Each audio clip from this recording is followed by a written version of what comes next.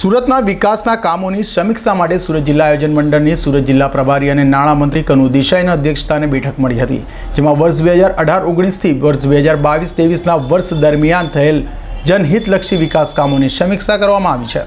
સુરત જિલ્લાના પ્રભારી મંત્રી અને રાજ્યના નાણાં ઉર્જા અને પેટ્રોકેમિકલ્સ મંત્રી કનુભાઈ દેસાઈના અધ્યક્ષસ્થાને સુરત જિલ્લા આયોજન મંડળની બેઠકમાં વર્ષ 2018-19 થી વર્ષ 2022-23ના વર્ષ દરમિયાન વિકેન્દ્રિત જિલ્લા આયોજનની વિવિધ યોજના હેઠળ પ્રગતિવાળા શરૂ ન થયેલા વિકાસ કામોની સમીક્ષા કરાઈ હતી।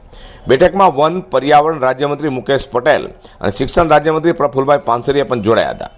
જિલ્લા કલેક્ટર કચેરીના સભાખંડમાં યોજાયેલી બેઠકમાં પ્રભારી મંત્રી કનુભાઈ દેસાઈએ જણાવ્યું હતું કે રાજ્ય સરકાર સર્વે વિસ્તારોના સર્વાંગી વિકાસ માટે પ્રતિબદ્ધ છે, ત્યારે વિકાસ કામો ગુણવત્તાપૂર્વક અને સમય મર્યાદા શરૂ થાય અને પૂર્ણ થાય તે ખાસ જરૂરી છે।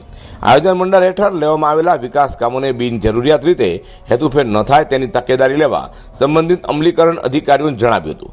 તો મંત્રીએ વધુમાં જણાવ્યું હતું કે રાજ્યમાં આંતરમાળખાકીય સુવિધાઓના સુગ્રથિત વિકાસ થકી નાગરિકોની સુખાકારીમાં વધારો કરવા માટે રાજ્ય સરકાર મક્કમ નિર્ધાર સાથે આગળ વધી રહી છે, તેમજ ગ્રામ્ય વિસ્તારોમાં ખૂટતી સુવિધાઓના કામોને પ્રાધાન્ય આપવા તેમજ આયોજન હેઠળના વિકાસ કામોનું મોનિટરિંગ કરીને પૂર્ણ કરવા માટેના સઘન પ્રયાસો કરવા જણાવ્યું હતું।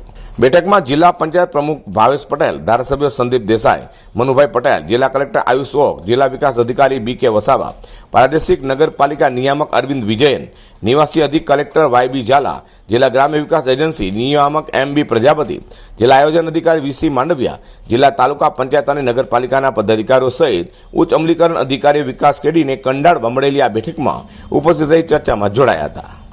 અઝર કુર્સી સાથે પ્રકાશવાળા।